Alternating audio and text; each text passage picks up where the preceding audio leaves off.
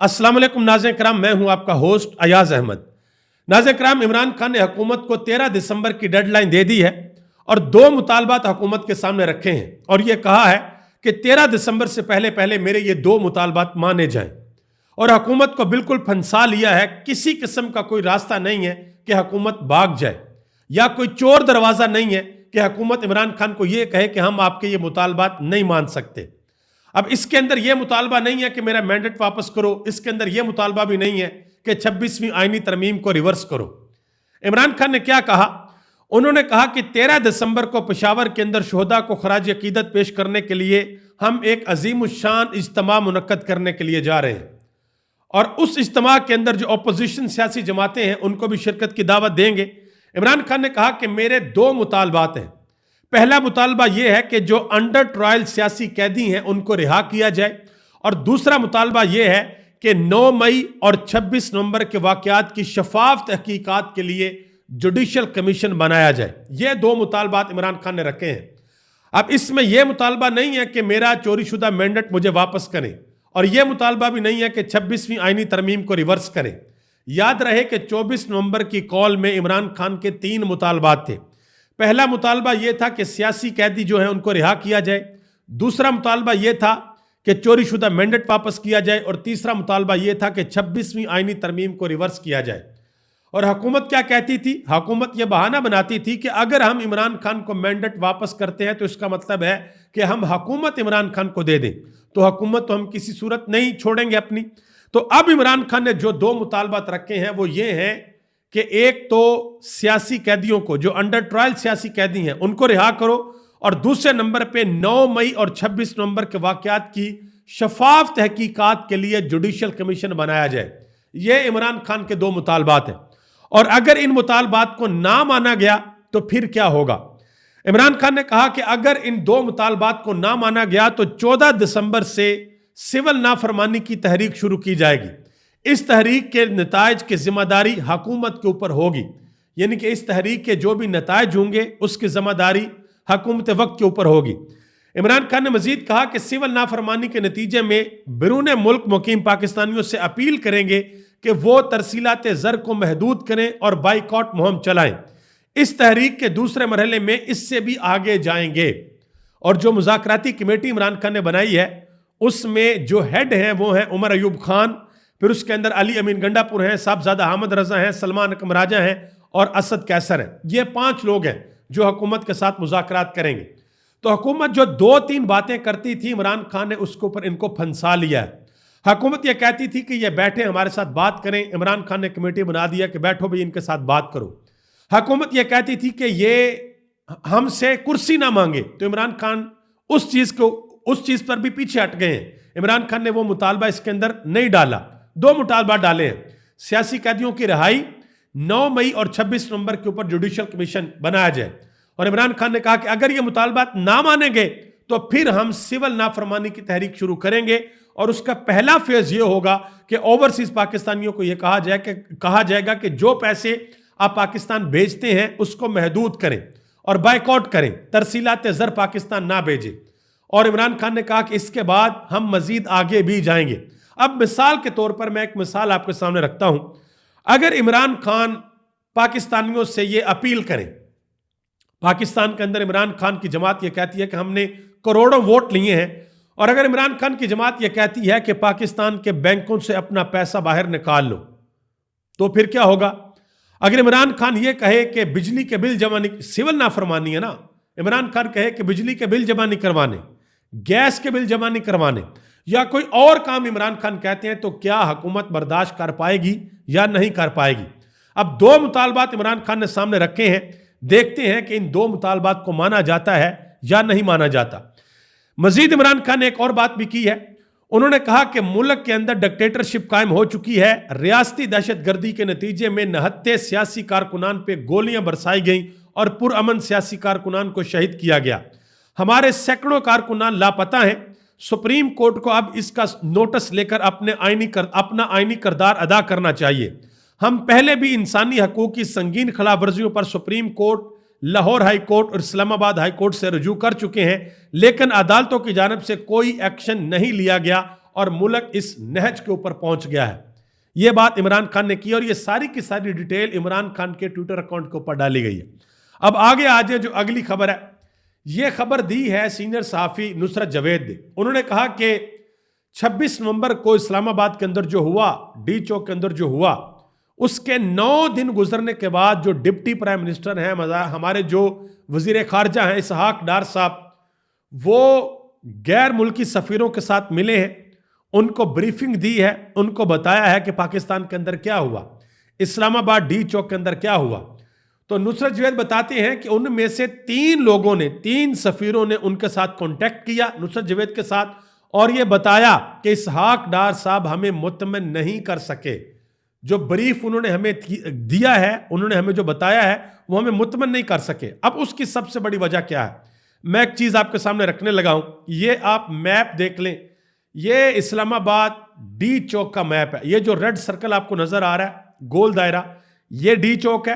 اور جو آپ کو ایک ریڈ ریکٹینگولر نظر آ رہی ہے، یہ وہ علاقہ ہے جہاں پر غیر ملکی ایمبیسیز ہیں.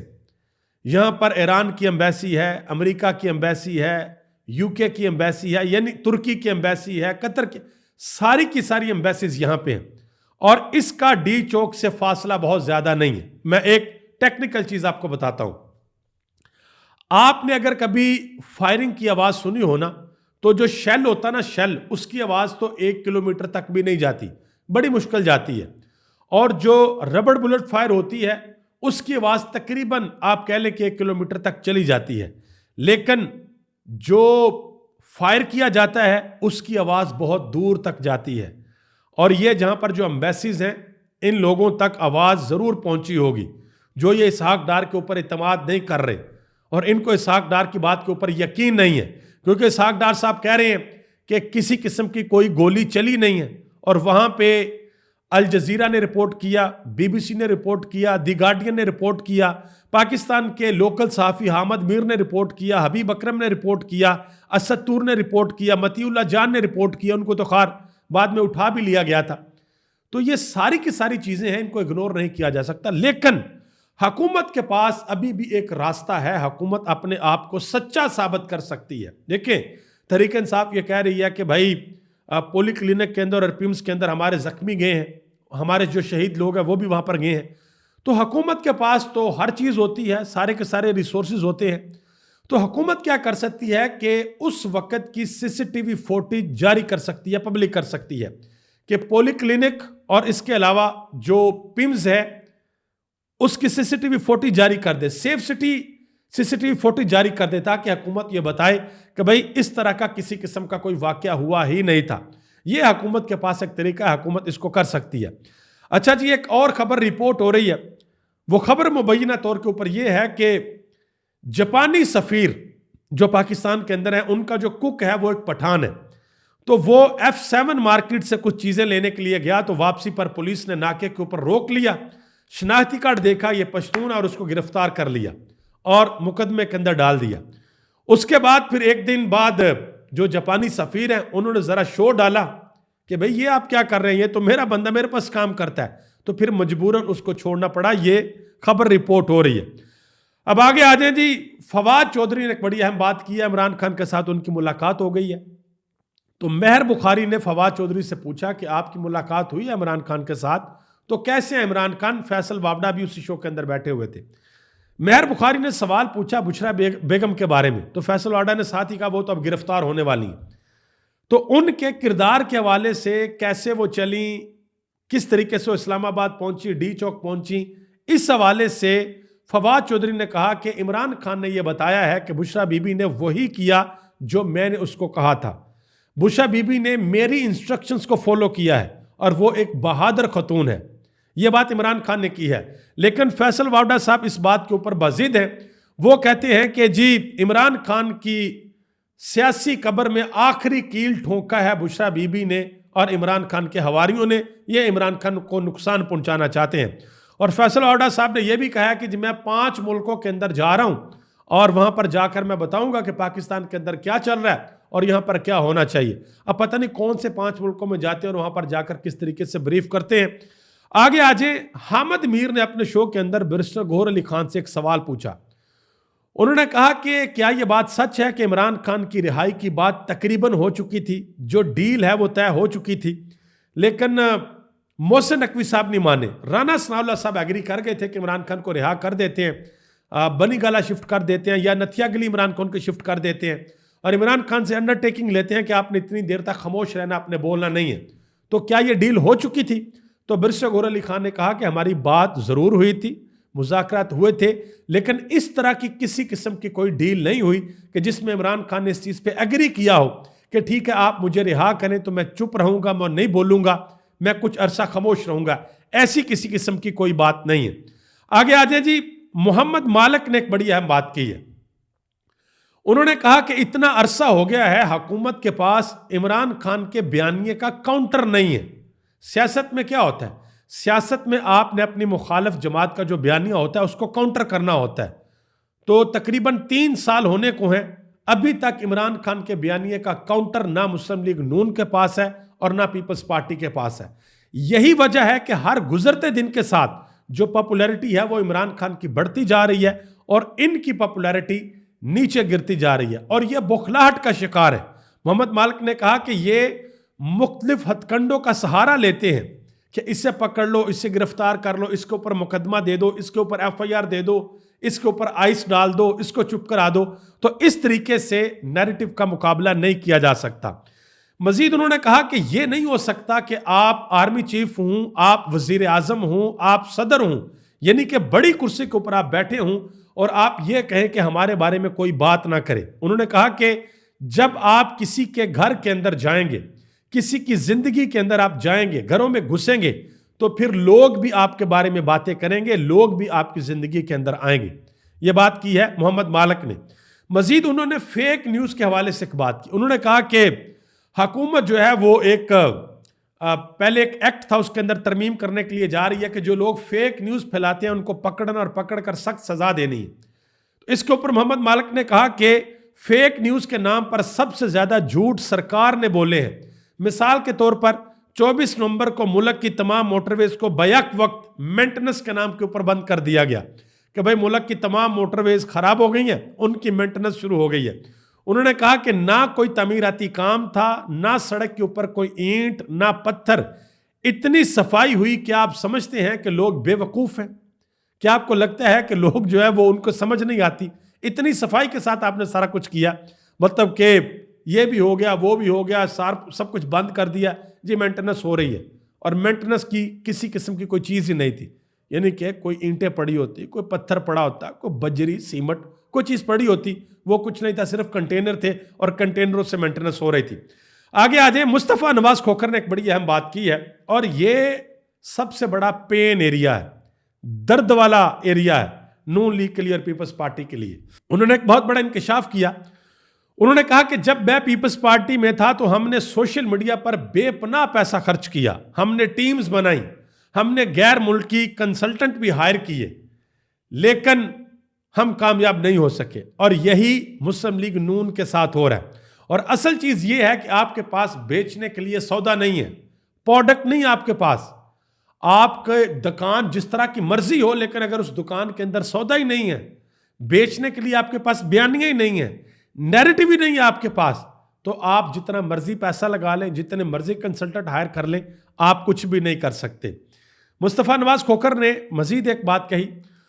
انہوں نے کہا کہ توقع یہ کی جا رہی ہے کہ جس حکومت نے 1 ہفتہ پہلے مطیع اللہ جان پر منشیات ڈالیں, ثاقب بشیر کو اٹھا لیا, وہ حکومت پیکا قوانین میں تبدیلی نیک نیتی سے کر رہی ہے اور اس پر اعتبار کیا جائے. انہوں نے کہا کہ یہ کمال ہے. انہوں نے کہا کہ اس کا مقصد صرف یہ ہے کہ میڈیا اور عوام کا گلا گھونٹنا ہے کہ جس کے اوپر چاہیں گے فیک نیوز ڈال دیں گے, مقدمہ کریں گے اور اس کو جیل کے اندر ڈال دیں گے. یہ حکومت کرنا چاہتی ہے. ایک اور خبر ہے جی لندن سے. وہ خبر یہ ہے کہ سابق چیف جسٹس فائز عیسیٰ پر حملے کا کیس بند کر دیا گیا ہے. پاکستان کے اندر کچھ لوگوں نے یہ خبر دی تھی کہ بھائی وہاں سے لوگوں کو ڈیپورٹ کر دیا جائے گا, اب وہاں پر کیس چل رہا ہے, اور فائنلی خبر آئی ہے کہ وہاں پر حملے کا کیس جو ہے اس کو بند کر دیا گیا ہے. آگے آ جائیں جی, کشمیر کے اندر جو حالات ہیں وہاں سے خبریں آ رہی ہیں کہ وہاں پہ حالات بڑے خراب ہیں. ایک صدارتی آرڈیننس ہے جس کے خلاف کشمیری باہر نکلے ہوئے ہیں اور باہر نکل کر احتجاج کر رہے ہیں. پہلے بھی انہوں نے, آپ کو یاد ہوگا کہ بجلی کے بلوں کی وجہ سے احتجاج کیا تھا اور بہت زیادہ احتجاج کیا تھا, حکومت کو پھر وہ پرائس کم کرنا پڑی تھی. اب دوبارہ وہ باہر نکلے ہوئے ہیں اور احتجاج کر رہے ہیں. دیکھتے ہیں کہ اس کا نتیجہ کیا نکلتا ہے. آگے آ جائیں جی, ایک اور بڑی اہم خبر ہے. فارمیشنز کمانڈر کانفرنس ہوئی ہے اور اس کا اعلامیہ جاری کیا گیا ہے. سیاسی وابستگی یا تعصب کے بغیر فوج ملک و قوم کی خدمت کرتی ہے. شہریوں کو ایک دوسرے کے خلاف کھڑا کرنے اور تشدد کو ہتھیار کے طور پر استعمال کرنے کی کسی کوشش کو ہرگز برداشت نہیں کیا جائے گا. یہ بات کی ہے پاکستان کے آرمی چیف نے. اس کے علاوہ ایک اور بات کی گئی ہے کور کمانڈر کانفرنس میں. یہ کہا گیا ہے کہ یہ ضروری ہے کہ حکومت بے لگام, غیر اخلاقی, آزادی اظہار رائے کی آڑ میں زہر اگلنے, جھوٹ اور معاشرتی تقسیم کا بیج بونے کے خاتمے کے لیے سخت قوانین اور ضوابط بنائے اور ان کے اوپر عمل درآمد بھی کروائے. دیکھتے ہیں کہ حکومت کیا کرتی ہے اور حکومت کس طریقے سے اس کے اوپر عمل درآمد کرتی ہے. آپ سب کا بہت بہت شکریہ. اس دعا کے ساتھ مجھے اجازت دیں کہ اللہ تعالیٰ ملک پاکستان پر اپنا خاص فضل اور کرم فرمائے. اس ملک کے کروڑوں لوگوں پر اللہ خاص فضل اور کرم فرمائے, اور وہ لوگ جو وطن عزیز کو نقصان پہنچانا چاہتے ہیں اللہ تعالیٰ ان کو ہدایت دے, اور اگر ان کی قسمت میں ہدایت نہیں لکھی تو پھر اللہ ان کو عبرت کا نشان بنائے. آپ سب کا بہت بہت شکریہ. پاکستان زندہ باد. پاکستان کے کروڑوں عوام پائندہ باد.